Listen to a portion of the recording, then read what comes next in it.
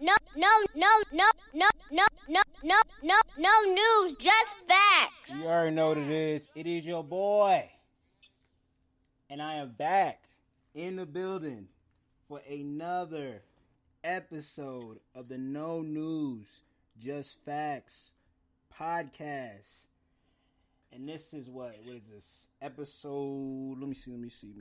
What is this? Episode 43. We're moving along with it. Just keeping it going.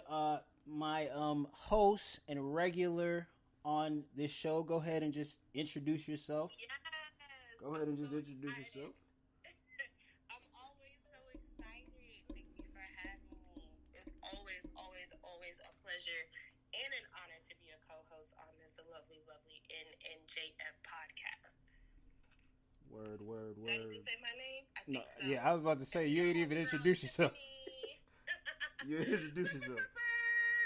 Yeah. Give me some side effects. Yeah. Give me some side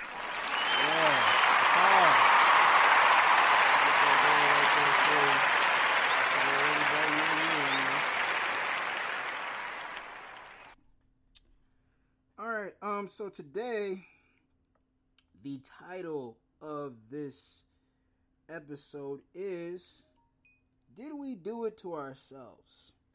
Now, I'll get to why it is titled that just a little bit later. I'll just give me a minute here. Let me get my notes together, because it's a whole novel that I wrote for this episode. Just get it going here. I'm supposed to have this prepared, but you know how it be. So, all right. I don't know which way I should go first. I don't know if I should go into the cryptocurrency or get into the music first. I'm not exactly You sure. can go ahead and lead with the crypto. I don't know much about it, so you're about to be educated. Hey, listen, I don't know as much about it as the next person, but all I know is okay. So basically, Gamestock, a company largely made of brick and mortar stores, has been in dire straits thanks to the pandemic and general trouble in the retail world. A bunch of hedge fund guys, because of how the stock market works, were able to bet that GameStop will fail in a way that earns them money. A bunch of Redditors in a group called Wall Street Bets then bought a bunch of GameStop shares in order to screw over those hedge fund guys. Pretty much average Joes pretty much just bought a whole bunch of stock. They got wind of it. The average Joes, they bought a whole bunch of stocks, and pretty much all of those hedge fund guys had to bend over and take it. Pretty much. It's pretty much like with a whole bunch of other companies too, Nokia, AMC, different companies that are I guess, failing because of the pandemic. They're not doing well. So, and these hedge fund guys are pretty much kind of trying to close these companies and get the money back from buying the stock at a lower price or whatever. So all these average Joes are buying it to make most of these stocks for all of these companies go higher, pretty much. And now everybody is a damn stock and penny stock options trader, a penny stock trader. Everybody's all of a sudden an expert on fucking stocks somehow. Meanwhile, all the people who've been doing Forex for the longest are like, what are y'all doing? We've been doing this before y'all, so now y'all wanna get into stocks and shit. I just think it's funny. I think it's hilarious. Bunch of people telling you about trading and stocks and shit all of a sudden. I think it's funny. That's wild. I think it's funny. What you think about it? Listen, they were basically beat by people people that were playing their own game is what it sounds Exactly. like. Yeah. Pretty Pun much. intended. Mm-hmm. Gamestock. Pun intended. But that's what it looks like. And I've been trying to learn about stocks, and I've been trying to learn about investing and like how to properly trade and sell, because I invested. Let me check my portfolio. I invested almost 3 years ago now, and I invested in. Look, that's crazy how I can't even tell you exactly like all of mine, because it was quite a few. But I can tell you off the dome, the number one thing I invested in was Starbucks, and that was because I was working a 9 to 5 at that time, and Starbucks was close by, and I've always kind of liked Starbucks since I was a kid, or since I was about, I'm not gonna say a kid, but like a teenager. So it's always just been one of my favorite things. You know, grab me a Starbucks, grab me a vanilla bean, or a mocha cookie crumble, grab me something. And so, like, to cope with it, or not to cope with the guilt of spending so much money on it, I was like, okay, I spent so much money on this shit. I need to do something that'll somehow give me a return, something that'll kind of make me feel less guilty about this fucking pleasure. My guilty pleasure, which is always getting Starbucks. So that's why I initially invested in that. So I can tell you on top, that was my first investment. And then it was also invested in goddamn Apple. Yeah, Starbucks and Apple. And I'm not sure if I invested in Nike, but I think it was something that I was thinking about investing in. But I'm still not, 100% knowledgeable on the trading and the selling aspect of it.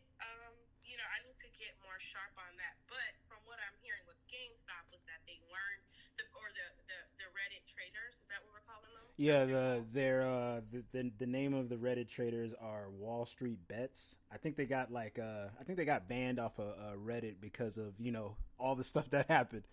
But yeah, that's the name of the group or whatever. But yeah, it looks like they came in and they found a loophole.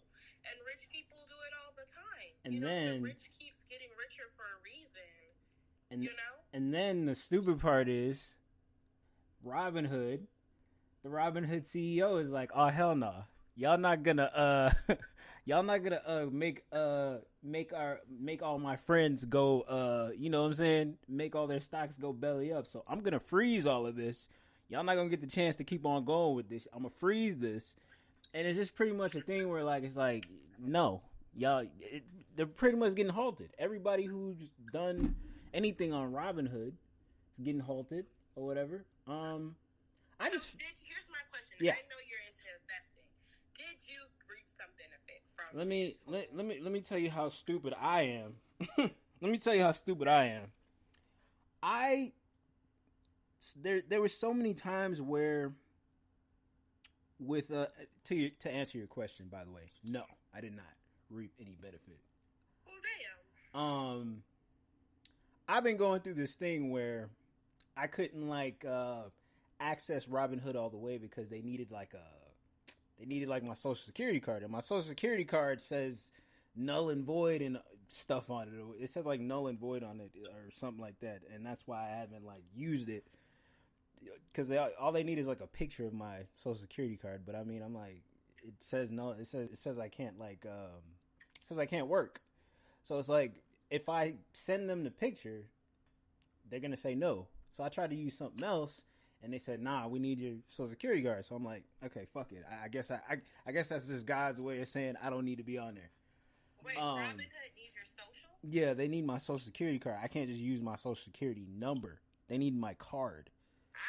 I think that's kind of how it works. Yeah, I'm like, maybe because I don't know enough. To make sure you're legit, because this is legit money. Yeah, I understand, but that's the reason why I wasn't able to get on there. But even more dumb than that, I have a homeboy that I used to work with, and he would tell me all the way back in 2017, 2018, he just kept telling me about Forex, bro, you should do Forex. Bro, you should do Forex. My naive ass is like, yeah, okay, bro, whatever, because basically stocks is you betting money. So it's to gain money is to lose money. So it's like, while I want to invest, while I want to do all of that, it's just like, I didn't like understand it at the time. That's why I didn't like go on with it or whatever. And then George, George is like all the time telling me about, getting on Robinhood. Hey, you should do this and do that or whatever on Robinhood. And he's the reason why I'm even like trying to get on Robinhood. He's like, see, bro, you could have been had some money if you would have just been on Robinhood. But it's neither here nor there. It's when you don't listen. How does Robinhood link in with Forex though? Robinhood doesn't link in with Forex. It's pretty much kind of like the same. I feel like it's it's the same concept, just different way of doing it. Pretty much. Like with so same concept as Forex, but same way. People, how Forex is kind of about like let's grow this and yeah, it's like more like Forex is more like hey, let me try to find a brokerage company that'll believe in me so I can be with them and then be trying to trade stocks or whatever on a certain application, versus Robinhood where all you got to do is just sign up and buy a stock, get somebody else to share your stock and be able to get another stock from somebody else and then buy any amount of stocks you want to buy. It's different, but it's the same. Okay. Pretty much. So, but yeah, that's pretty much how it is with that. And I guess for me, I would have to learn a little more about all these different applications, and then just because you're not into Forex yet, right? You're just doing Robinhood. No, but I've definitely been approached through Facebook, Twitter, Instagram. Oh my. Same. About There's this one dude that's super. I think he's super dope. Yeah. Every time I see him, I'm like, man, this dude is so dope. Mm-hmm. I'm not gonna name drop him because when we do start working together, I don't, Yeah, got you. Yeah, I'm just not gonna name drop him because I feel like we're gonna start working together soon. He'd been trying to get me to join Forex since I think not even 2018. It was early 2019. We crossed paths on IG. He's super personable. Super personable. He's super dope. He has a large, or I would say a rather large following, and looks like he knows his shit. Because Forex is not something to where you can go and look half stepping and be okay. Yeah. From the looks of it, but look like homie know his shit, and so he's been trying to get me to do it for a minute. And I love the way he approaches. Some people with Forex, they be approaching you. It gives you. They get there's a difference too. There's a difference between just Forex and then somebody who's doing an MLM Forex. The MLM Forex is oh, hey, you got to go get people to join to do Forex, versus somebody who does Forex on regular. You don't need nobody to teach to teach you how to learn how to do Forex. It's free. There's a bunch of free knowledge on YouTube where you can go do it on your own to learn how to do Forex. You know what I'm saying? It's just the only thing is just being able to lose. That's what I think it is. I think it's just being able to lose and then being able to be ready to gain, be ready to lose. That's all it is. That's the main thing for me. That's what I think as far as Forex goes. But the only reason why Forex gets a bad name, like I said, is because of MLMs. There was this company that I had joined. MLMs meaning the people that are trying to get you to join them. Yeah, join them. Yeah, and it's even if the homie that I'm talking about, the way he's doing it, I think he does want me to join. I would join with him. Yeah. More, there's a higher chance of me joining with him than me joining with somebody else because of the way that he is. So I just have a little bit of advice to people, only because I was in sales and I'm still in sales. But when I say I was in sales, I was directly working under a company, and now I'm just freelance. I'm doing this thing by myself at the moment, and I have some projects that are up and coming right now. So many projects. I can't wait to share some of those with you, Brian. They're in like the baby stages, and one of them is in goddamn toddler stage, which is ready to move. So yeah, but I have so many things going on. But anyways, back to what I was saying. Because I have had so much experience in sales, whenever you're trying to get somebody to join, that's you trying to pitch something to them, make it seem so cool and good, and making them believe that's something that they need, to the point they're like, okay, I'm on board, right? Yeah. So there's this person recently that pitched to me, or was trying to pitch to me, because it wasn't effective at all. I'm not even going to call it a pitch. It was horrible.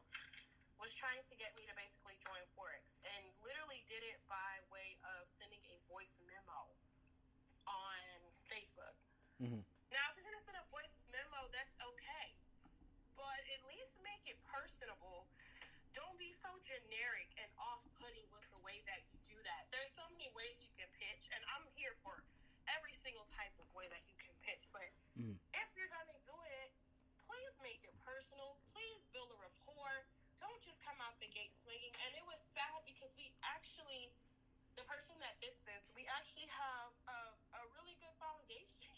So it's like, you could have done so much better with pitching this to me, just off the strength of the fact that we have a common core. Like, there's something that we have in common. We already have a foundation. You could have just continued to build upon that and, develop a rapport based on that. And there would have been more of a chance for me to say, okay, you know what, girl? Me and you can do this. Right. But when you just hit me with the voice note and like, hey, I'm going to get straight to it. I don't want nothing you got. Especially since you just told me how you about to get straight to it. You know what I mean? You don't even have time. Yeah. It's like, if you're going to get straight to it, you don't even have time to break things down. Give me some common courtesy. For me. So I was like, and I'm just going to say no, right? Yeah. Like, just cut it short. I was like, nah, I'm good. But see that goes back into like, what's it like, reading into like a scam or whatever.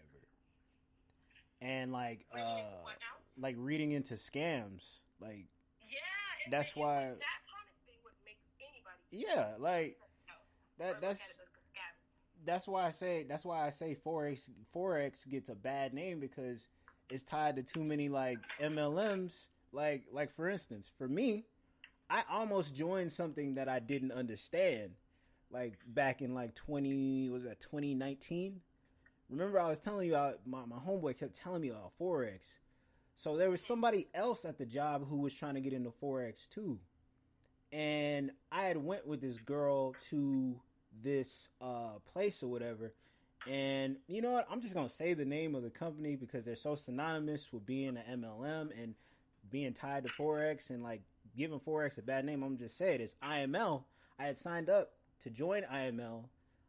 And the deal was crazy. It's like, I don't know, you sign up and then you have to like bring somebody in under you, or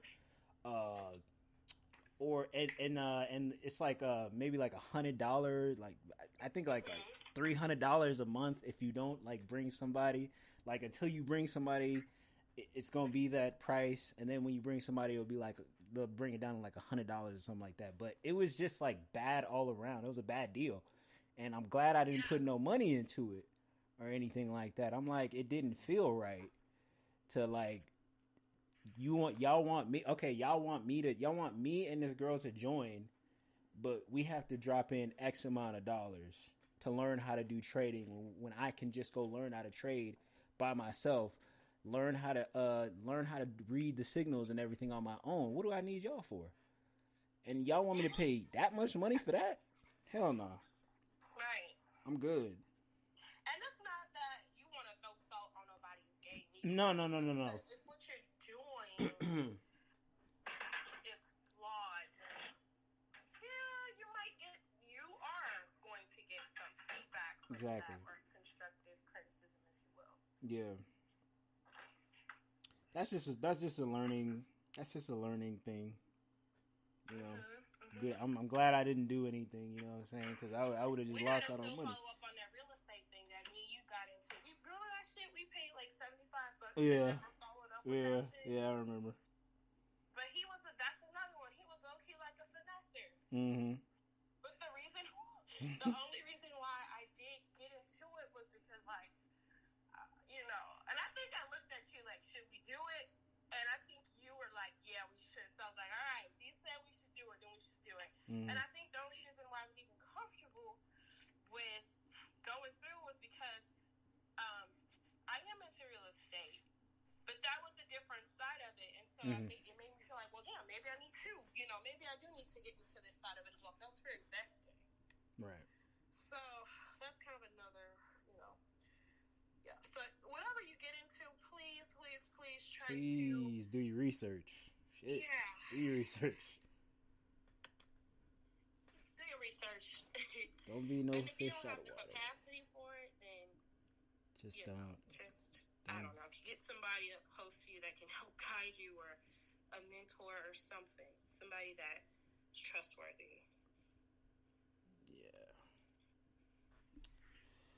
All right, jumping off of that. Okay, let me just get off topic for a second. Have you seen this what is it called? This silhouette challenge thing? Have you seen that? Which one? The silhouette challenge? Yes, I have. What do you think about that? Good God. Some of these silhouette challenges are like, geez, this is what y'all working with. Okay then, go ahead. But the downside is, well, somebody was telling me that they could basically, like, they could take the filter off. Yeah. They can unmask the filter. And so if you're, like, bucket naked while you're doing it, then there's a chance that you get all your goods exposed. So for that reason, I didn't quite do it. When I do it, or if I do it, it's definitely going to be for my someone special. Wink, wink. But, yeah, it was just like, oh, no, we don't want to, I don't know, I just don't want anybody to get exposed, once the hackers and all the computer nerds and stuff get into it, and they start unmasking everything, I don't want anybody to have to go through that. I would hate for anybody to, go through that, but with challenges, as you know, a lot of this stuff, everything ain't good for you. Just because you see it and it's lit and everything, not everything is good for you. Yeah, I'm glad you said that, because for me, and we about to just dive into the next topic in about like maybe 5 minutes. For me, the song to that silhouette challenge, that like when you just listen to the song by itself and you like not engulfed in the challenge, the song is fire. I don't know if I think it's Doja Cat who the song is by or whatever. The song is fire. What do I think about the challenge? I think this is just another over sexualized thing, Twerking is one thing, but trying to like be naked behind like a filter, that's a little too much. That's a little too much to me. I don't know. I just feel like it's a little too much. More over sexualizing on the internet. Do it in some undergarments. That way, when people do start unmasking this thing, at least you're partially covered. But yeah, no, everything is not good for you. We don't have to just. I think people are losing individuality as well. Ooh, go deeper. Go deeper on that. Because I think the society in which we live, it's a viral society, right? Everybody wants to go viral. Things go viral. Okay. We kind of surround ourselves around this viral concept. So I think we're just starting to lose individuality. Right. From that, Yeah, and since we're talking about challenges, I want to get on this challenge, this the hell is the name of this the June Bug Challenge. You know, there's a let me see here. There is a song that's been trending with this dance or whatever, where you're like thrusting back and forth and like some gyrating motion to the song called Baby? No. The June bug? Yeah, the June Bug. June Bug. The thing, like the thing about it is that everybody's like so normalized about like the lyrics to that song, the song is literally talking about like hitting somebody up and just, you know what I'm saying, doing some grimy shit. The June bug song? Yes. See, I never knew what it was even about. I just see the dance, and that's the thing. That's what it is. Everybody ignores the major part of that whole entire challenge is the song. The song is like so like grimy and violent, but you see everybody's so worried about the dance that they just forget about it, and that's what I want to get into. So I just want to play something real quick. I got it loaded up here, and I don't know when I'm gonna stop it, so let me just play it first. How come when you turn on the radio in Jacksonville or New Orleans or Chicago or Little Rock, the only people on the radio that talk about how great it is to kill each other are black? How come that exists? 15 stations on a dial, go up, go down. The only people on the radio bragging about getting automatic weapons, gunning each other down, are black. This right here is a song. My pastoral vocabulary won't let me read the title, but I will read this. Catch a young black male not paying attention at the red light. With your AK-47, let me see you shoot it. You're a killer, you're a killer, you're a killer. You're a killer black male. Let me see you prove it. Why does this exist? I'll take it even further, because a lot of time racism exists in what we we don't know and what we don't see. Where are the white killers on the radio? Where are the white AK-47 shooters? Where are the white drug dealers? Where are the white people on the radio that brag about what it's like to murder witnesses before trial? The truth is they don't exist. And the question is why? Why don't they exist? Do white people not kill people? Do white people not use AK-47s to shoot each other? I mean, we know, do white people not do drugs? Do they not deal drugs? Of course they do. But why is it that it doesn't make it to our mainstream radio? Why is it that we don't hear it hundreds of times a day in hundreds of cities across the nation, thousands of plays that say the idea that a black guy would kill another black guy is something to be celebrated, something to be romanticized? And what? Okay, I think that's good enough, because he can. I kind of want you to go back on that. That was. You want me to keep playing it? From, and who was that? Okay, it is from a TED Talk from a pastor named Michael Smith, and it's called "Black Murder is Normal." There's like it's like a full video. Is he a white pastor or a black pastor? Yeah, he's white. He's a white guy. But he's. Can you play that clip, that excerpt once more? I want to hear it again. Yeah, sure. Why is it the white people don't do it? And maybe it's because there's no white audience for it. Or maybe it's because it's not really marketable. Maybe because it's not, can't get sponsors. I don't know why it is. Or maybe it's because it's just not the white man's role. Or maybe when white people get up and talk about being drug dealers and AK-47 killers, maybe it's even sicker than that. Maybe when white people do it, they're accused of acting black. The truth is, in America, black murder is normal. Black murder is normal. The idea that a black man or a black woman would be involved in a homicide, either as a perpetrator or a victim, is so common, so broadly accepted that it basically goes unnoticed. The truth of the matter is, black families are affected by homicide at rates of 10 times their white counterparts.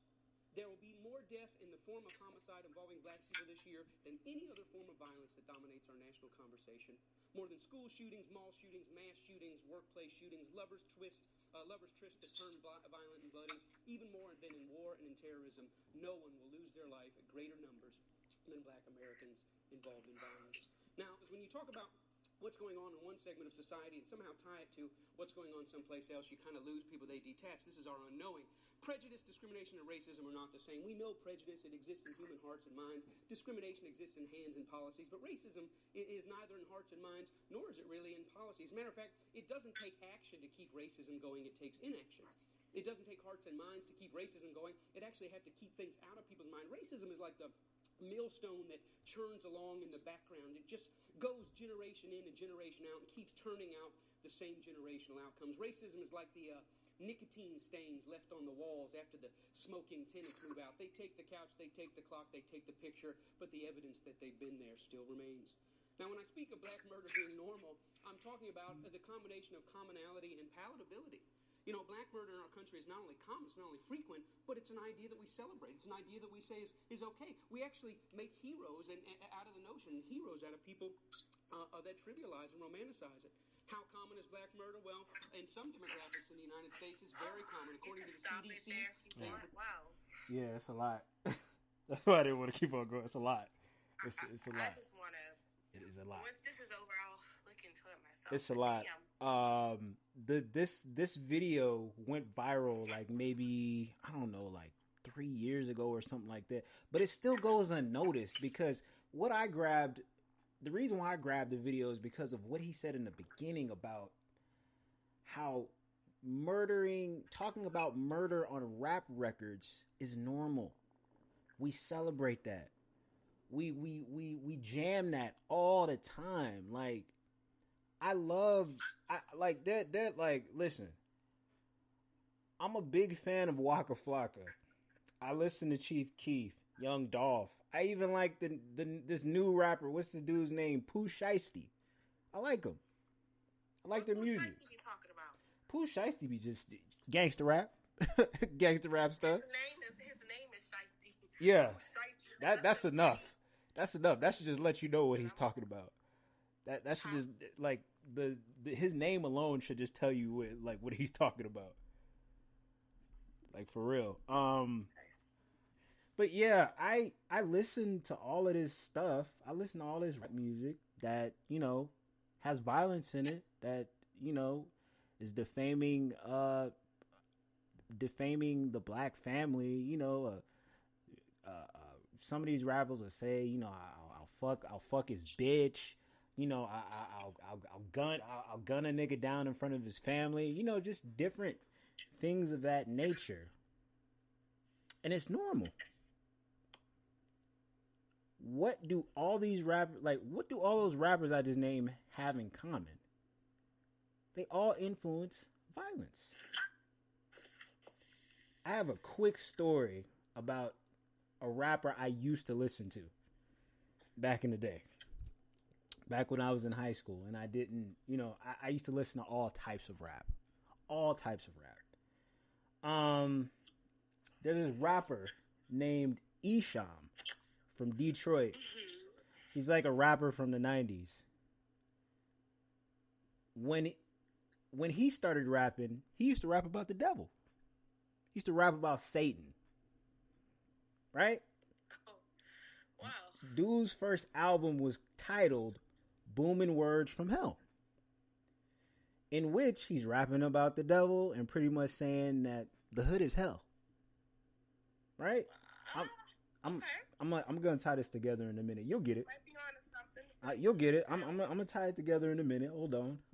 We all the way in the back court, but I'm gonna get us to half court. Hold on. All right now. All right. So I'm gonna give you another example. Prodigy of Mobb Deep, one of my favorite rappers. Right? Rest in peace.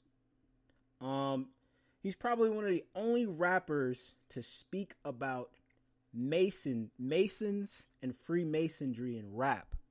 Like, if you go back and you listen to a lot of his verses on Mobb Deep songs or songs that he had by himself, he was talking about Masons and Masonry and hip hop. Even in his last days on this earth, he did like a video, like an interview or something like that, and he started. What's his name? Prodigy. Yes, Prodigy. Yes. He did like a video where it was like an interview with Rob Markman from Rap Genius, and he was talking about the forces in music that have to do with Masons. And he said that Masonry can either be good or evil. Most of the time, Masonry is used for evil. Right? Let me see. Is it? Masonry can be used for evil. Listen, you already know. I knew we are Mason. we I already. had relations with the Mason. He was awesome. That's why he said that there's good and there's evil. Most times people use. Okay, gotcha. Most times in music, especially, masonry is used for evil. That's why every time, you know, there's random things that happen. Like another example would be there's a singer who he had like this popular song. His name was Houston or whatever, and I don't know. He had like a mental breakdown or something like that, and he like stabbed himself in the eye. Oh, okay. He had like a mental breakdown and he stabbed himself in the eye. Another example I could use is damn, what is the girl's name? She used to she's in this song with what is dude's name? God, I can't remember his name. It's right there. Don't lose it. What is dude's name? What's his name? The one that sings that song, Must Be Nice. What is his name? Life Jennings. There was a song he did with this girl. Fantasia. It's called Hypothetically.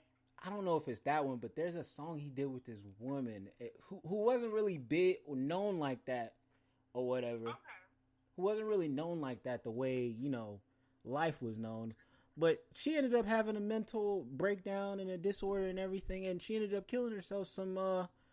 She either ended up killing herself or she got gunned down. Her and her husband got gunned down in like a studio or something like that. But to tie that all together, just to tie that all together, I'm pretty much saying that the entertainment industry is evil, right? Yeah. The entertainment industry. I know that there's a lot of forces. Oh yeah. Oh yeah.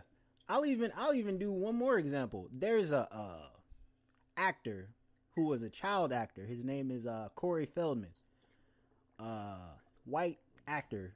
He has been for years outing Hollywood agents, producers, directors, and I don't really think nobody's believing him or anything like that. He's been talking about, you know, how they're pedophiles and the things that they you hear a lot about that. the things that they do to child actors and actresses.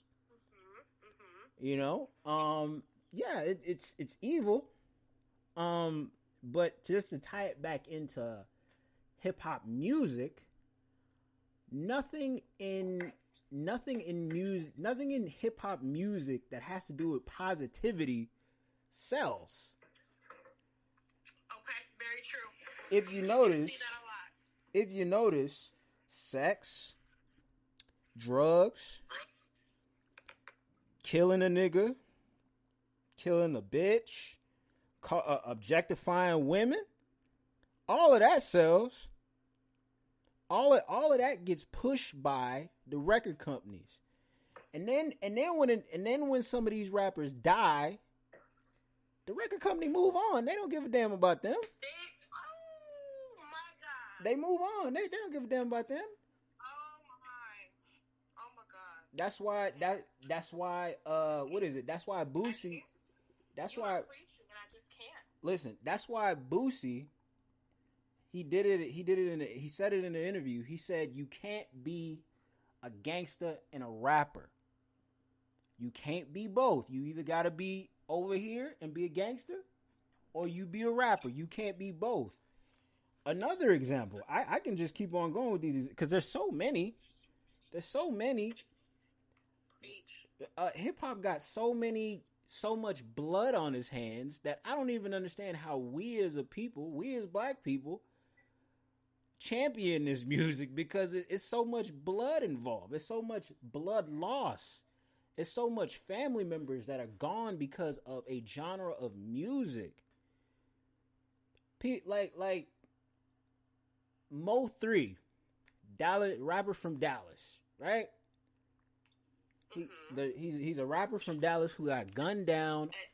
We know about Mo 3. He got gunned down on the freeway in broad daylight. This man got shot on the damn freeway, bro. This man got shot on the freeway. Let me just not forget forget to mention the Go same ahead. damn freeway that another rapper was also shot at. So it's like, and then another thing is like, it's normal to for some reason it's normal for people to say that, oh, you a rat, you a snitch, you know, and things of that nature, or the fact that rappers tell on themselves, like I don't understand how y'all could say, oh, this person's a snitch, that person's a snitch, but y'all use Instagram and Twitter and all these social media sites to tell on yourselves.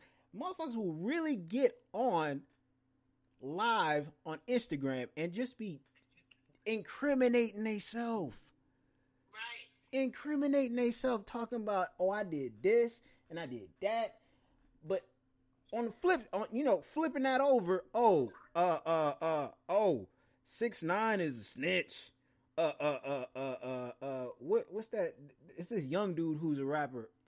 I can't remember his damn name, but it's a story about him and how, like, he was 13 years old and he witnessed a murder, and him and his mom witnessed a murder, and he had to go to the police and he had to tell the police, hey, and the police asked him what happened, and his mom was like, hey, tell them what happened.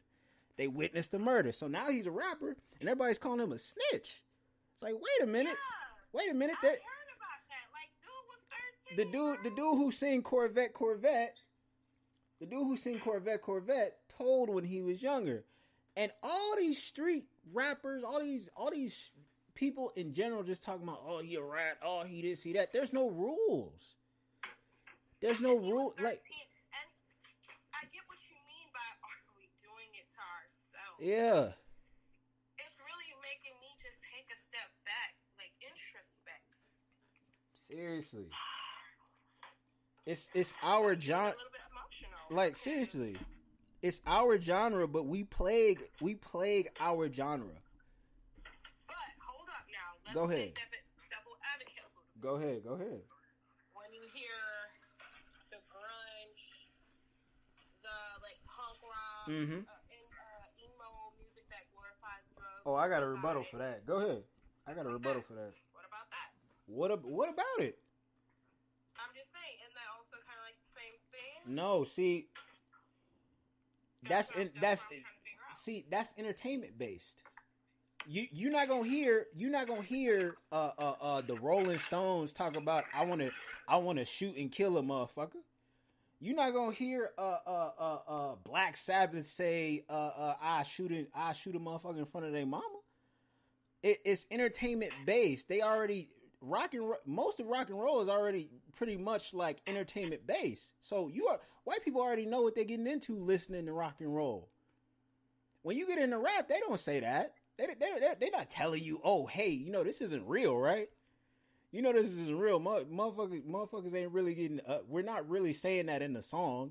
We're not really glorifying violence. No, they just say it.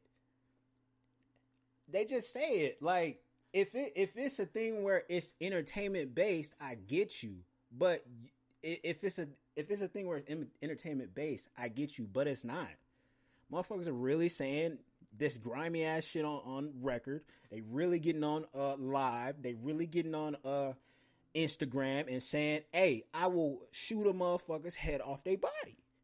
I will take a nigga from their family. I don't hear nobody. I hardly hear nobody in rock music doing that. I don't hear nobody in country music saying nothing about killing nobody. It's only from our genre that shit is happening. And if they are saying any of that type of stuff in rock music, it's not real. But do you think it's just for entertainment?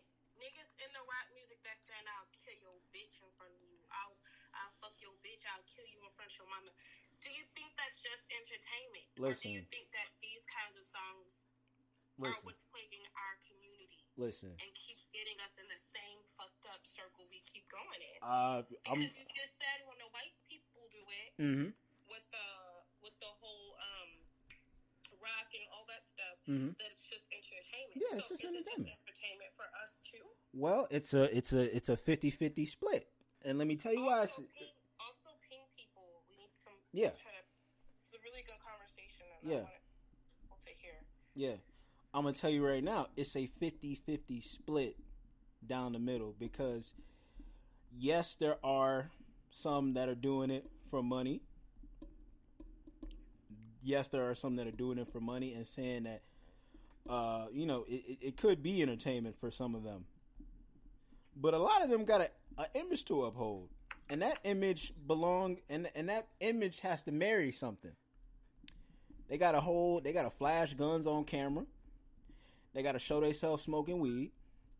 They got to show diamonds and jewelry, even though it's probably not their jewelry. They borrowing it from the record company or something like that. The record company bought it and they just renting it, right? So a lot of times, what it has to do with is, yeah, they got to make their money. I mean, seriously, there was a damn it's been a whole pandemic. So yes, these record companies got to make money, and even after the fact of a pandemic, yes, they got to make money. Yes, you're right about entertainment, but like I said, some of these rappers got an image to uphold, and the gangster part of it has a lot to do with that. And some of them. So hold up. Go ahead. Do you think it's really influencing our community? Of course. What? Of course. Because that's the thing. Now, it's the title of the room or the episode even is Did We Do It to Ourselves? It's starting to look like we are doing it to ourselves, but also who's the machine behind this? I know where you're going. I know where you're going. I know where you're going. I don't know. Help me. I don't know why. I know where you're going. We listen. I'm not gonna say it's the white man. I'm not gonna say that either because that's almost like we can't just sit up here and blame. Of course, yeah. White people for every single mishap or downfall. We're not gonna do that either. We're not gonna just sit here and you know what I'm saying. I feel like we gotta hold ourselves accountable for what we need to hold ourselves accountable for as well. I feel like it's just a thing of we have to point like the title of the podcast states. Did we do it to ourselves? I think we got to point at ourselves. We got to point at the people who are in power, the forefathers. We got to point at Diddy. We got to point at Russell Simmons. We got to point at a lot of moguls who we look to for aspiration, who came up a certain way and gained a mass following and started making money. We got to point at all of these people. We got to point at the black moguls more than anything. To be honest with you, that's just what I think. We got to point the finger at them because it's like at the end of the day, they gave us a Biggie, they gave us a Tupac, they gave us a lot of Dr. Dre and Ice Cube and all these rappers are talking about on their records is killing the motherfucker, shooting the motherfucker, selling drugs, distributing drugs, disrespecting women. When you listen to that for centuries and centuries and centuries, when your child listens to that for centuries and centuries and centuries, what do you think they're gonna grow up to do? Sell or try to get into the streets because of what they hear on a record. But that's also why you as a parent, you have to listen. Also be mindful of what your kids are doing, what they're listening to. You also have to put your foot down as a parent, but you have me thinking now. Go ahead. When it comes to the question of are we doing it to ourselves? Because why is it that when we put out a positive record, a record with no curse words, a record that's not talking about the trap life, or I'll shoot you in front of your mom, blah blah blah blah.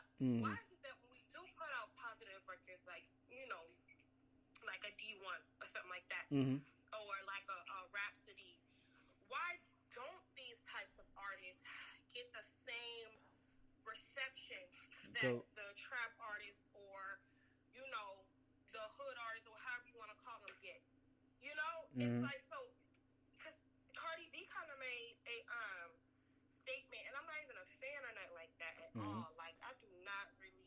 rock with her like that because I feel like when it comes to the rap game and the pen, if you ain't got no pen skills, then you're not a rapper. You're just somebody that's reciting what they wrote for you, and anybody can do that. Anybody can do it. You write me a record, I'm gonna put my voice to it and make it flow.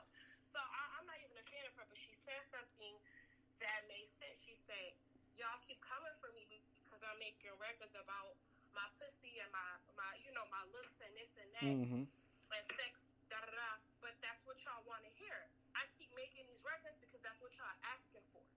That y'all receiving. That's why I'm making these records. Y'all buying them, I'm seeing numbers from it. I'm getting millions from it. She said, now they do have artists that are like more wholesome. Yeah. Like that's what she started talking about Rhapsody and Tiana Major and stuff like that. Tierra She Whack. tagged them. She said they do have those artists. Yeah. Why aren't y'all supporting them the way you should? And so that's why you really got me thinking, because it's like, damn, why aren't we more open? Let me rebuttal you. Positive. We need more. Go ahead. We need more of them. Let me rebuttal you because it's whack. Go. It's whack. Positive rap is whack. If that was It's whack. it's But whack. you're gonna come back. It's whack to them. That's the reason. Let me break it down for you. That's the reason. Hold on. Go ahead. Because a lot of times, and TikTok is kind of proof this. A lot of times when we listen to music, we're listening to the beat. Yeah. We ain't really listening to the words anyway. So is it that our positive artists need to make more catchy beats, or what? Nah. Or is it the content? I'm gonna say no. Invite Slice up to the stage. Oh yeah. You got it. Invite Slice Boogie. Let me see. Go ahead. I didn't even see him. That's my bad. I'm so busy talking. I ain't even.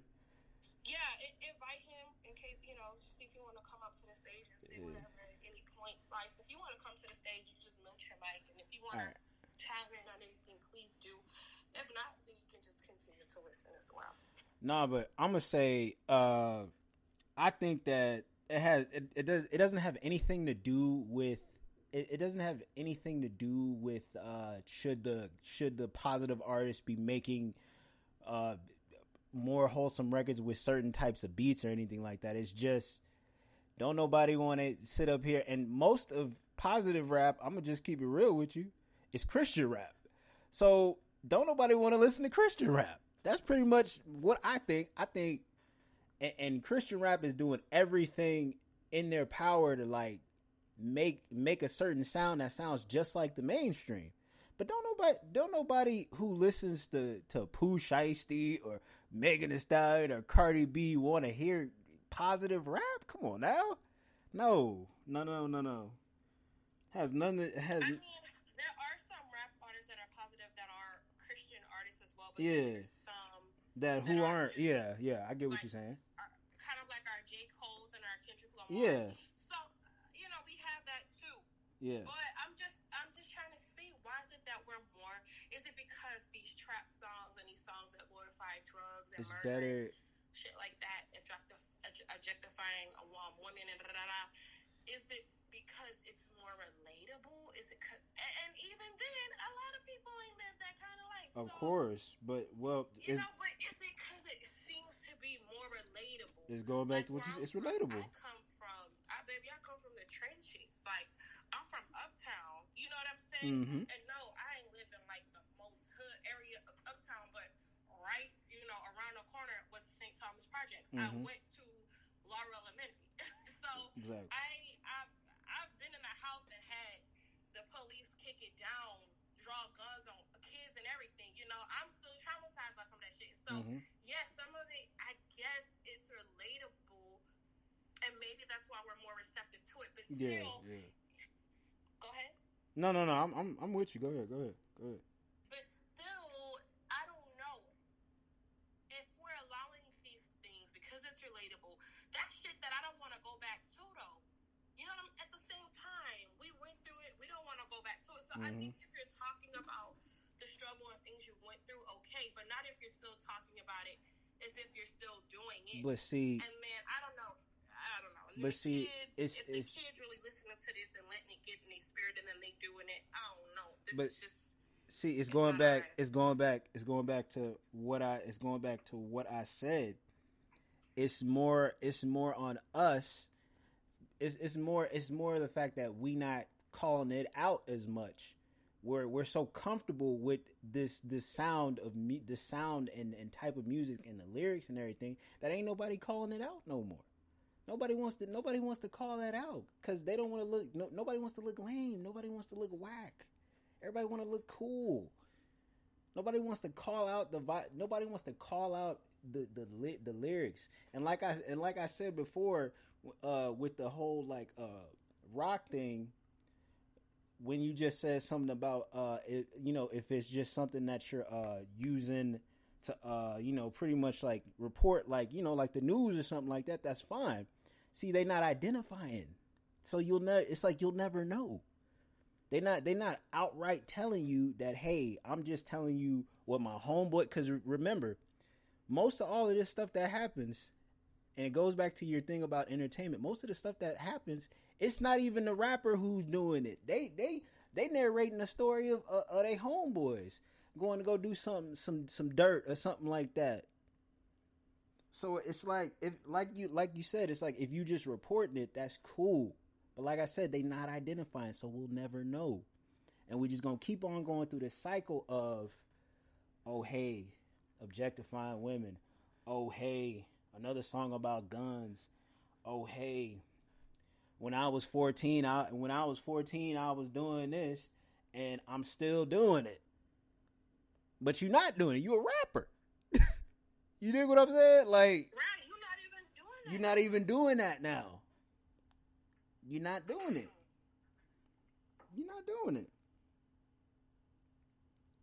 But I mean, like you said, is there a solution to this? Me, I don't feel like there's a solution to this. I feel like it's just gonna keep. I don't know.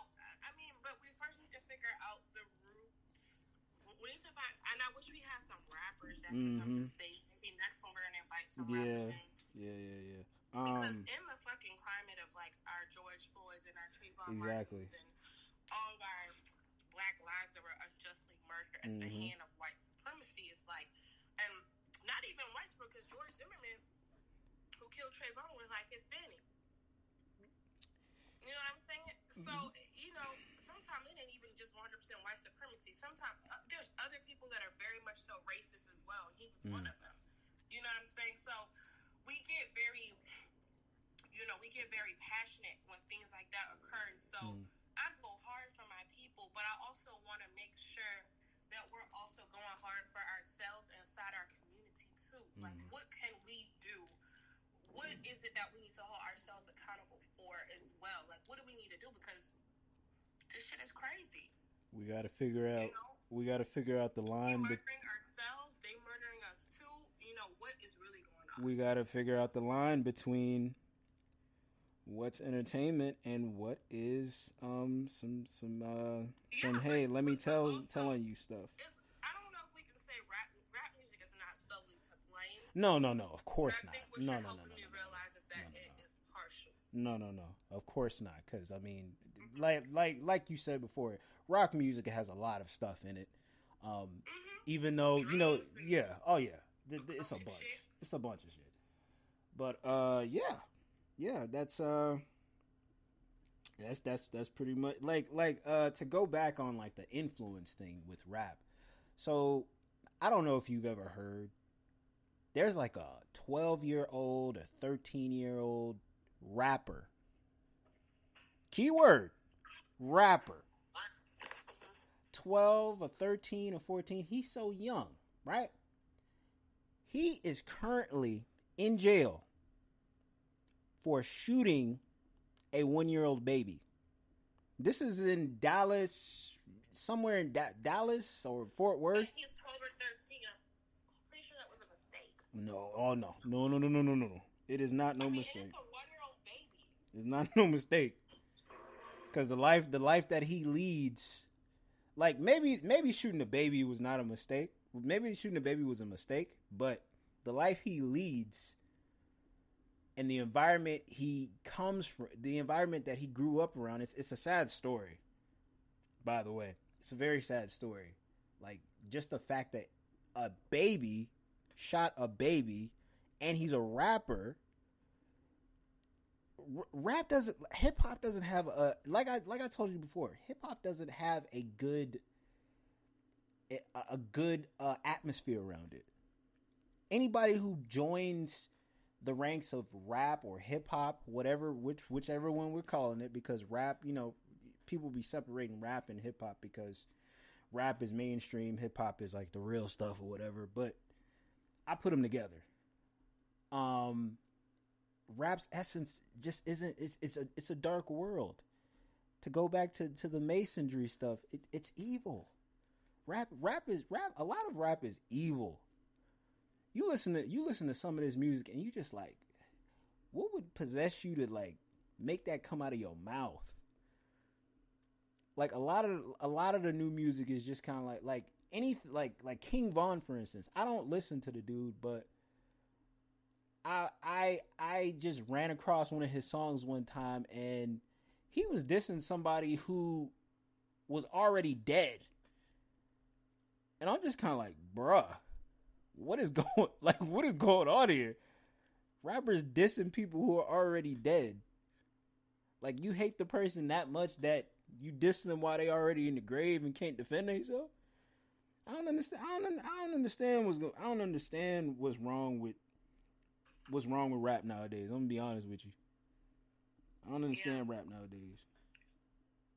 Seriously. I mean, when it comes down to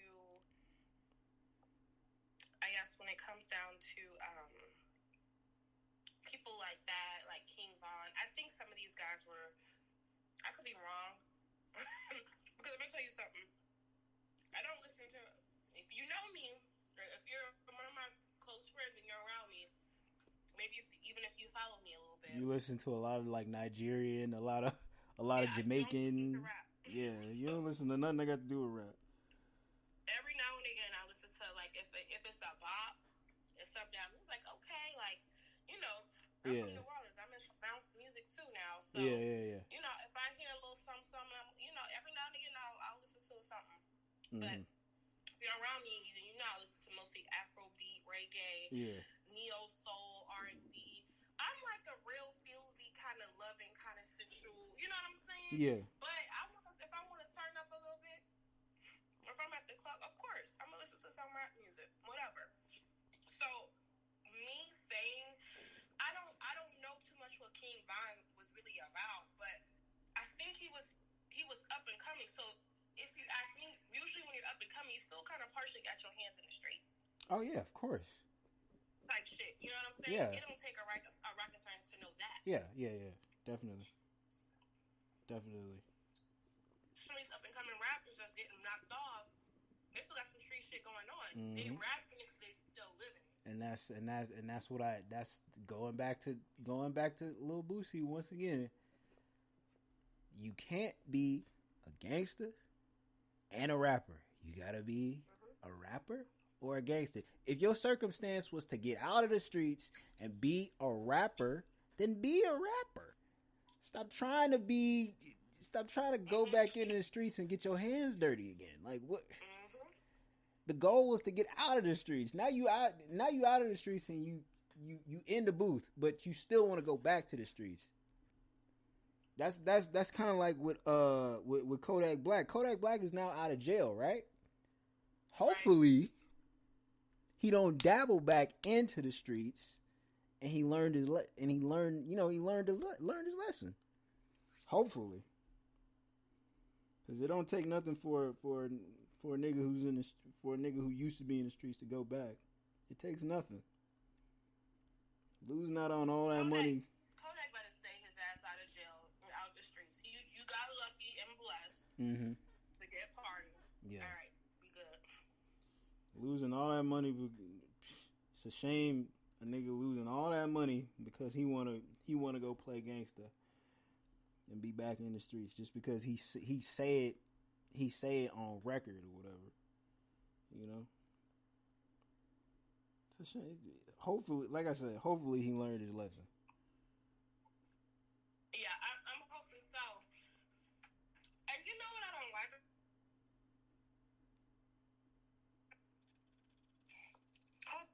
second. Yeah. Go ahead and run the room real quick. I keep getting calls. Go ahead. Let me see here. What else do I got? But yeah, like I said, with rap music, I feel like we just gotta do better. Just gotta do better with rap music. It's gonna take a long time. You know, it's easier said than done. It's gonna take a long time to get out of whatever dark cloud the genre of rap music is in. But I mean, if there's a way to like get it to like a balance, like for me, I would just want a balance. Like, if there's a dark side of rap, I need the light side of rap. I need a light side of rap as much as I need as much as there is a dark side of rap. You know, just give me a balance. Right. Give me a balance. But you know what I don't like when people go to jail and they come out all skinny? They be like, it's a clone. Like, no. That's stupid as hell. That's stupid as hell. Kodak Black got starved, abused, and didn't get no medical attention. That's why he's skinny. Exactly. Sometimes them niggas be going through stuff in jail and they don't get the right treatment. They all can't come out looking fat and fluffy like they both was. Not to mention there's no drugs and no alcohol. All that shit make you fat too. Exactly. You coming out a little bit cleaner, a little bit healthier, a little pulling bit up lean and all that. We're so fucked up. We gotta just be like, it's a clone. Bro, we're so fucked up in the head sometimes. It makes me feel like open up. Like, I'm gonna really say this shit, open your third eye for real. And realize that sometimes you gotta take it for face value, bro. Them young niggas don't know what that shit is. Them young niggas don't know what that shit is. They gonna be how they're gonna be how they're gonna be. It's a fucked up, like you said before, we're in a viral environment. Mm-hmm. So everything is coming every 2 seconds. You know what I'm saying?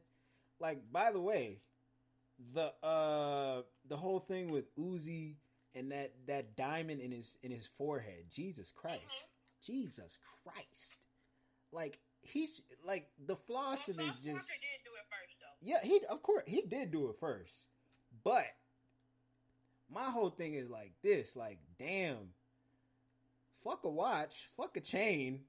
Hey, I want to put a diamond in my head, my forehead. And Sauce Walker even predicted that Lil Uzi Vert was going to put the diamond, not even Lil Uzi Vert, but a rapper was going to put a diamond in his head. I'm like, damn, this dude is a fortune teller or something like that. What the fuck? No, it's just that Sauce understands a lot of the environment that we're in. People will copy you. Yeah. They will back the style, especially if they feel like it's different and unique. Plus, I just think it's a thing where he just don't like the jeweler who did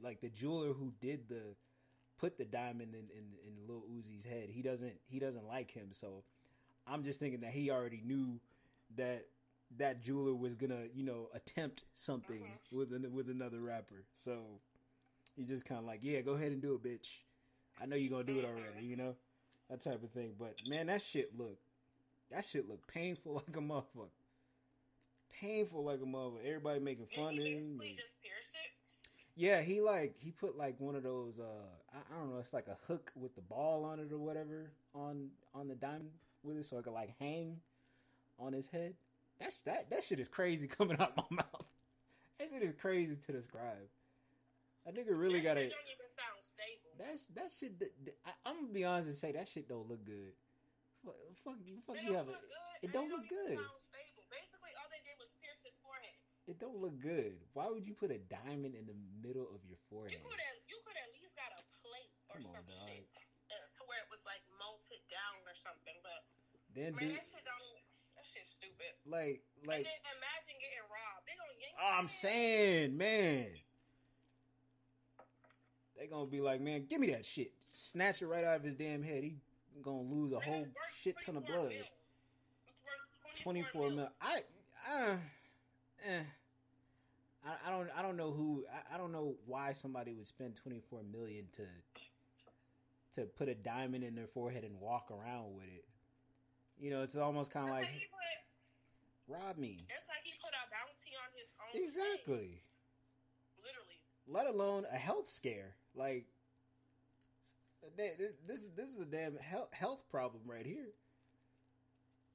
What if he get into a fight and somebody just punched the hell out of the diamond in the middle of his forehead? Right. Man. Nigga punch you in your shit. Oh my God. God. My goodness. You just stay clear of altercations and have a security guard at all times. Man, the flamboyance that goes on in rap music, bro. Like, I don't.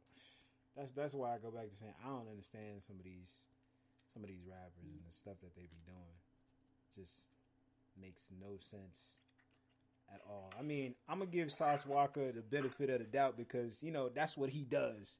Like I said in the beginning, like Houston has its own language and culture and everything like that. So I'm gonna give him the benefit of the doubt on the whole, like because and it's like it's in a different place from what's Lil Uzi Vert guy. He got it right. Yeah, like it was Sauce's idea. Like that was an original thought. And yeah. To me, his is more sensible. Like Yeah. where he placed it, and it's smaller. $250K. It's smaller. That's still a lot, but it ain't nowhere near 24 mil. Are you dumb? But I like Uzi. I just feel like that wasn't the best idea. Yeah,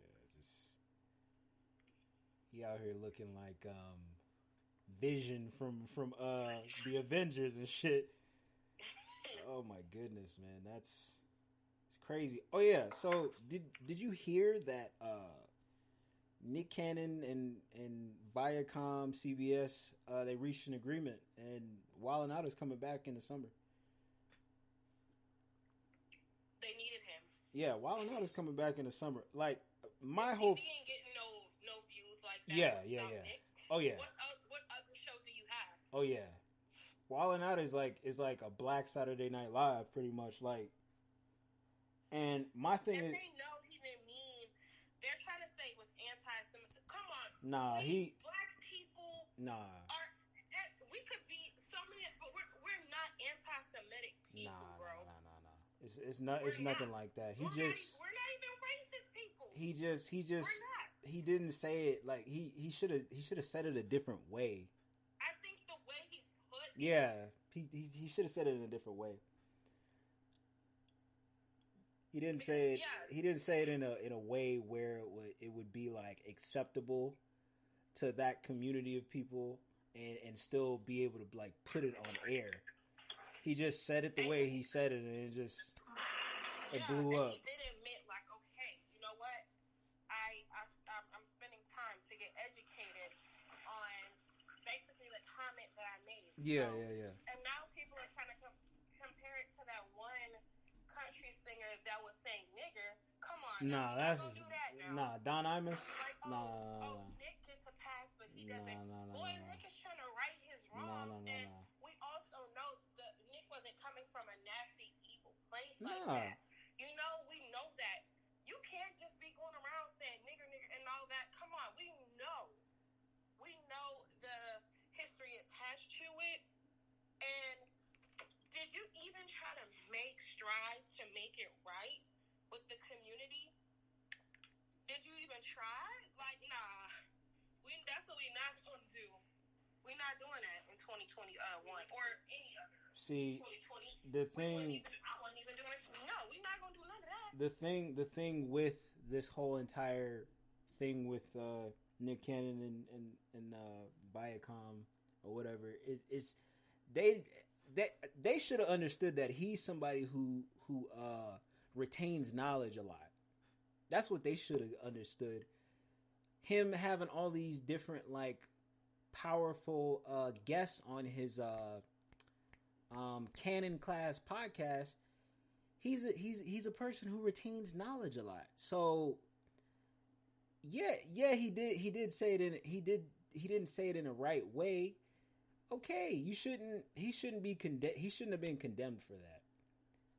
He shouldn't have been condemned for that.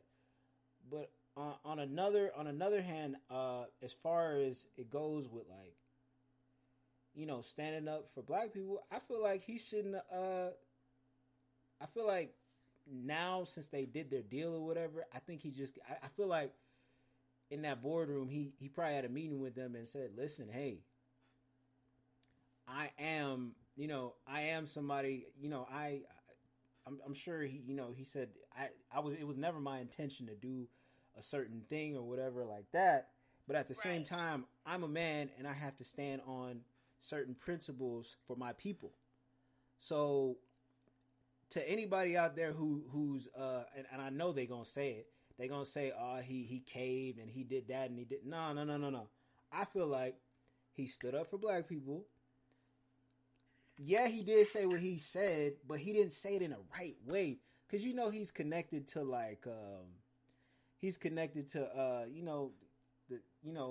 Farrakhan and everything like that. Basically basing it off of what was said about us. He was trying to bring us some science into the science, the flawed ass science that they were teaching us is that we were monkey-like or we were monkeys, we were closer to animals, less human, subhuman.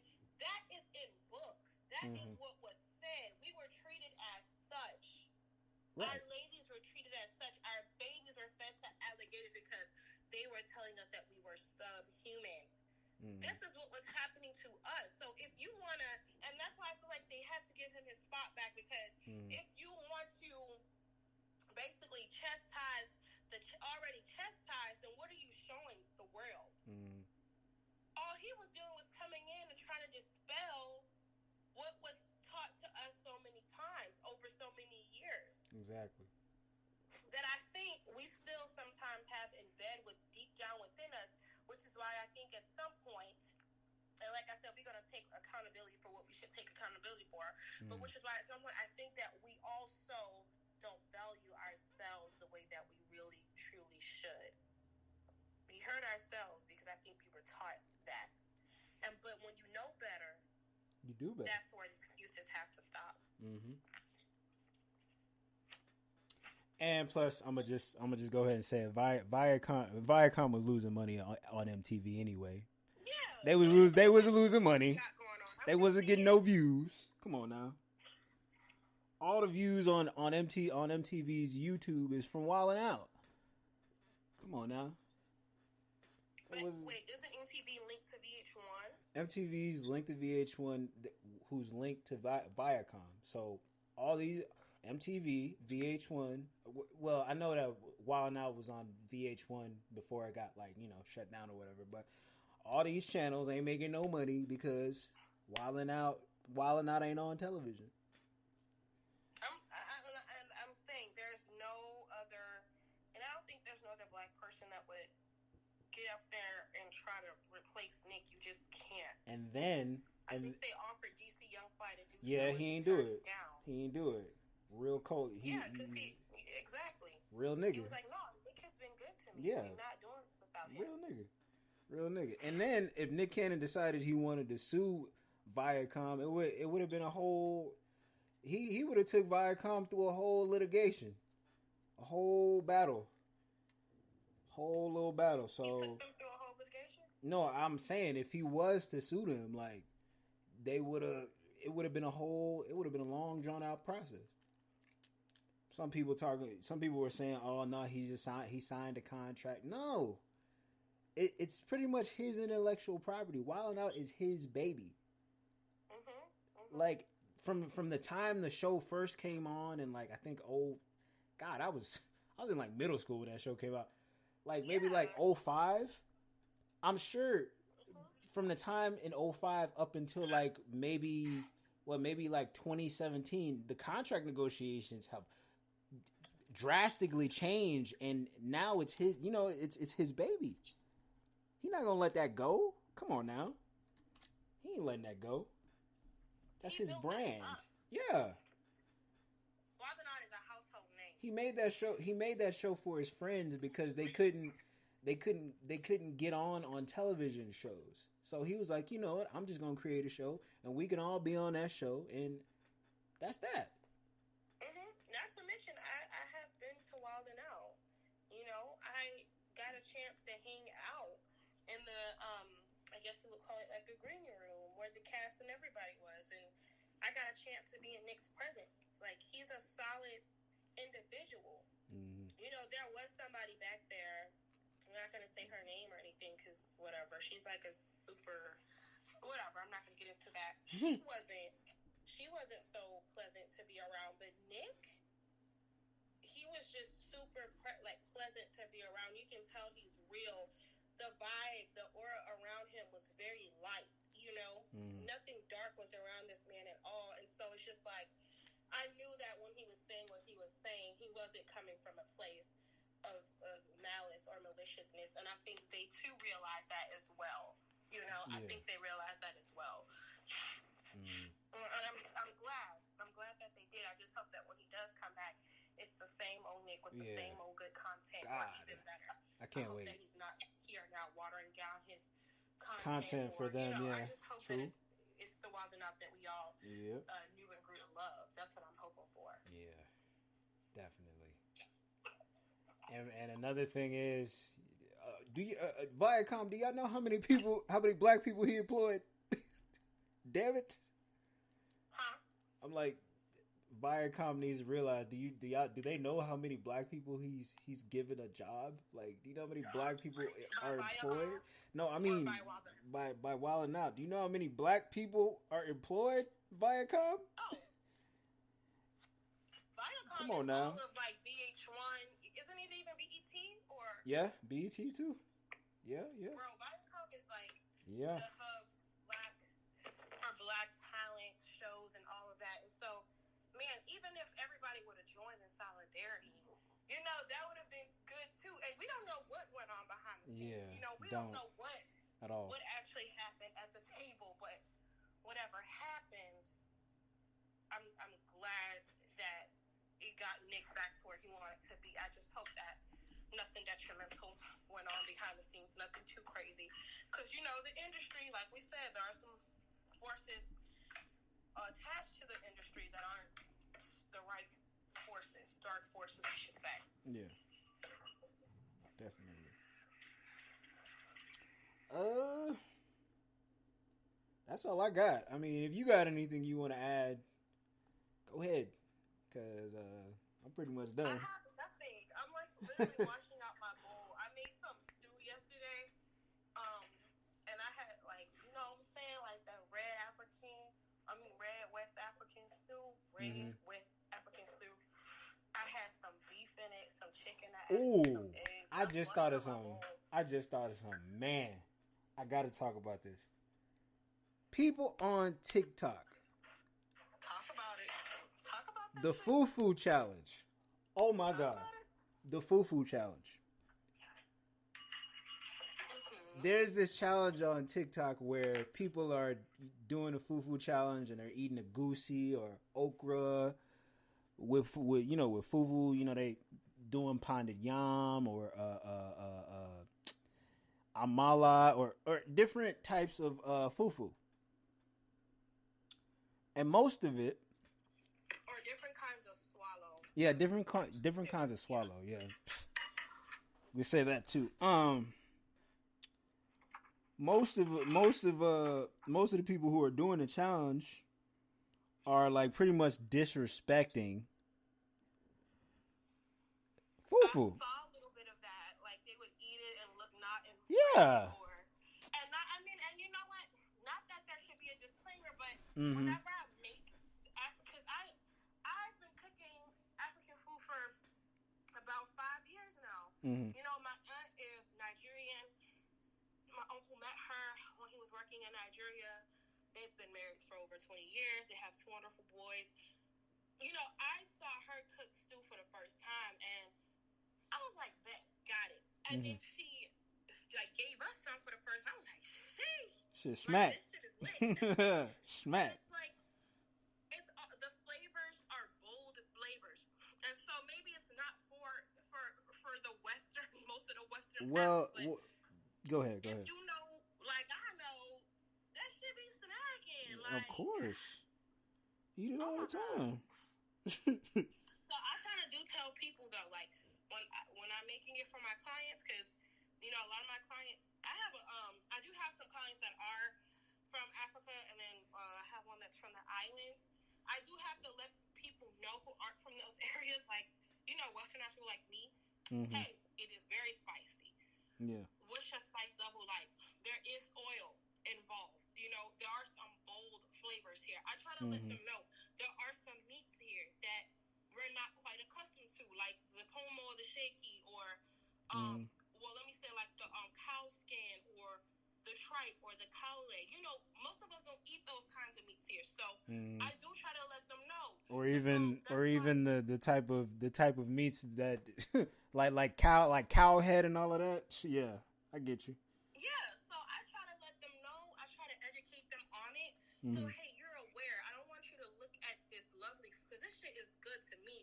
And you know, I wasn't even born in Africa. I'm African American.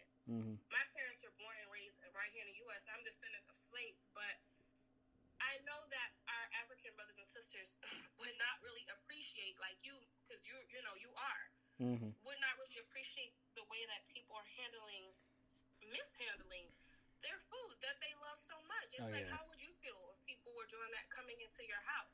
That's like coming to your house, coming to my house, telling me the food that I got is not good enough. You may as well not even record the video if you gon', you know what I'm saying? Like, yeah, like don't even disrespect they food like that. And so I don't like that. I don't like that. If you don't like it, you don't like it. Man, and it's really not. It is very different. It's really not for everybody, and it's also not a food that we're accustomed to. But if you're open, because you damn sure got accustomed to Mexican food, and you damn sure got accustomed to Chinese food, and Viet food, and Indian food, you know. Yeah. So don't let when the spinner goes to the African food, you're like, that shit nasty as fuck. Right, but that's, you know, also, like I said, I do cook the food often, and that's why I try to, you know, let them know early, hey, there's a little bit more oil in this kind of food, you know, it is more this or that. I withhold some of the meats because I know we're not used to it. I make it I make the same way. I just withhold some of the meats, you know, that kind of thing. Yeah. I'll use meats that we're more accustomed to so that it's more appealing for you, and you get the gist of what's going on here. That shit was kind of disrespectful, though. Then I saw them do fucking burrito fufu. No, I seen that too. That's Bruh.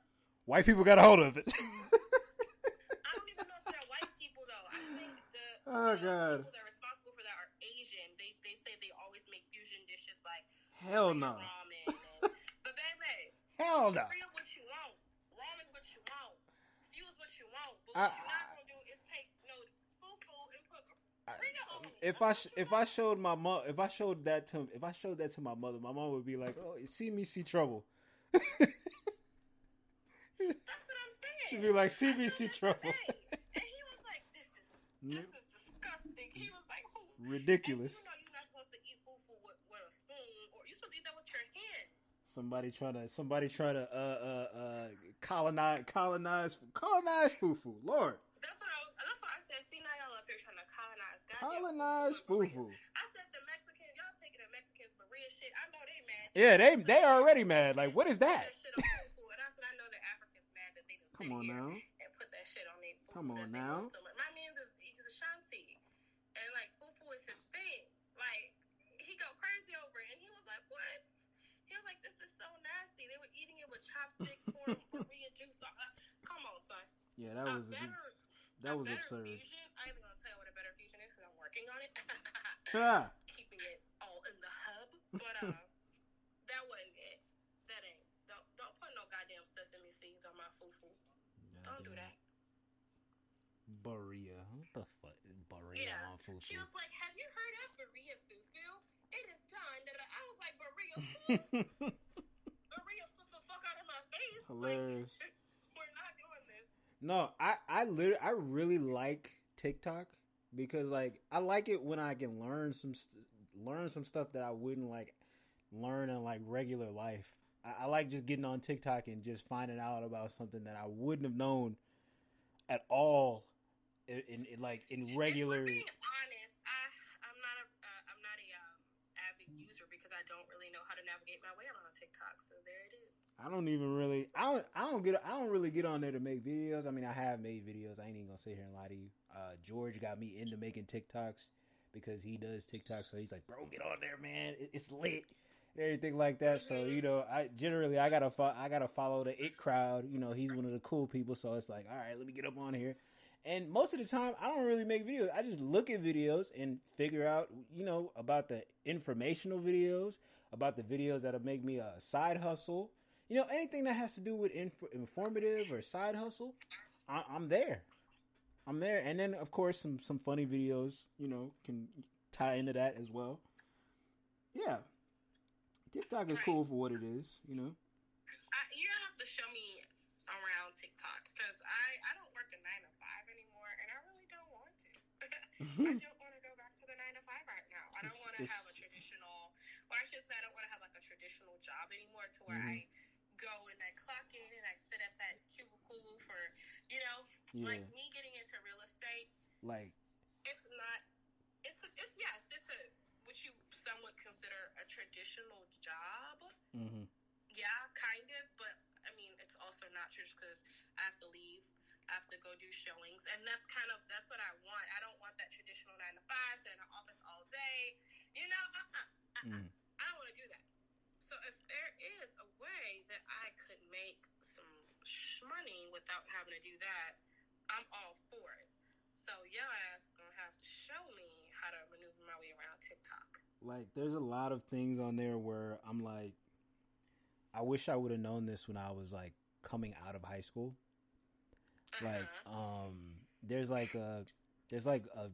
I've seen a few videos on like how you can like start a business while you're in high school or whatever. And then once you get out of high school, there's a whole bunch of tricks and stuff. I'm like, where the hell was this when I was younger? Like, where was TikTok when I was younger? Like, dog, all this stuff, it's just so much information. It's so much information. Like, it's a lot of things you need to retain. Like it's cool to be on there for the fun things, but when you get on most of these like apps and things of that nature, you need to really just retain the energy, because what if, you know what I'm saying? What if they decide, you know, like remember Trump was trying to get rid of TikTok and everything like that. What if some of these apps get banned or like get tossed away or whatever? You know, you just gotta make sure you get it while, you know, get the information while it's there, or else you'll lose out on it. So,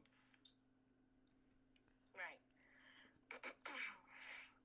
But hey man, we about to just close it out. All right. You know, it's been hour and 30 minutes. So tell them where they can reach you, Tiffany. If they want to do business, go ahead. If you want to reach me, if you want to find me, call me, beat me. If you want to reach me, literally on Instagram at Theophany_Miss Rocky. I'm the only one out there with that name, with that handle, and again, with that name, TheoPhany_Miss Rocky, MIZRACHI. That's my Instagram handle. It is public profile because I want you to look with your looking ass. And I want to collab with your collabing ass, if that's what you're about. And then I have my Facebook is just my government, Tiffany Matthews. And also my Twitter is Rasta, RASTA_Tiff, TIFF. You can find me on Clubhouse at Tiffany Matthews, at Tiffany_Matthews, actually, correction.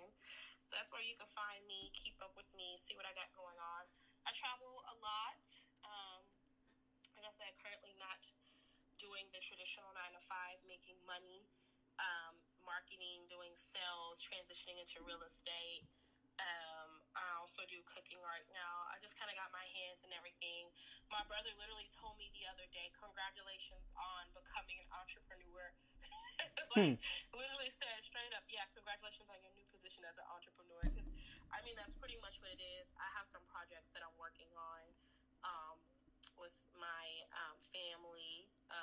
We literally... yeah, I don't want to talk too much about it right now, but I'll be relocating because of this. And yeah, so there's a venture coming up. We'll post more about it. That's going to call for me to relocate back to my hometown so I can get this thing up and running. And then I do have another venture that I am getting into. This one is my baby, where I pretty much thought up the idea and just trying to pursue it. And yeah, that's in the newborn stage, but that other thing is in the toddler stage. And yeah, it's time to get real hands-on with it. That'll be pretty much ready too in about a month or two as well, for what we can see right now for the foreseeable future. So that's kind of what I have going on at the moment. And thank you for having me here. It's always a pleasure and an honor to be in your presence. I love being on the show. It's like a part of me at this point, you know. So thank you for always having me. No problem. No problem at all. We're all trying to eat at the end of the day, and period. we're just trying to get there. For me, if you're trying to reach me to promote something or something like that, if anybody ever wants to promote something through me, you can reach me on Instagram at theebro_92 on Instagram. I'm probably the only one with the name like that. Or you can catch me on Twitter. Let me pull it up because I don't really get on my Twitter that much. But shit, might as well just promote it. King Boss 92 on Twitter.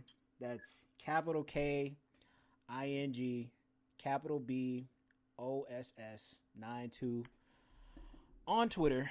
And I'm trying to expand the brand more. I don't know if you heard in the beginning of the show, I got a tag now for this podcast. Let me just play it one more again. One more again. No news, just facts. Paid for that, so I'm just trying to get this podcast as official as possible. I'm thinking of starting a Patreon too, because Patreon is now what's his name? Joe Budden is spearheading Patreon now, and he's pretty much helping the creator get expand their brand more. So I'm thinking about putting the podcast on Patreon. I don't know what that may entail for me, but I'm thinking about doing that. I'm just working and staying out the way pretty much. Yeah. Trying to get my YouTube back popping, trying to do more vlogs every day, just about different stories that I don't do on here on the podcast.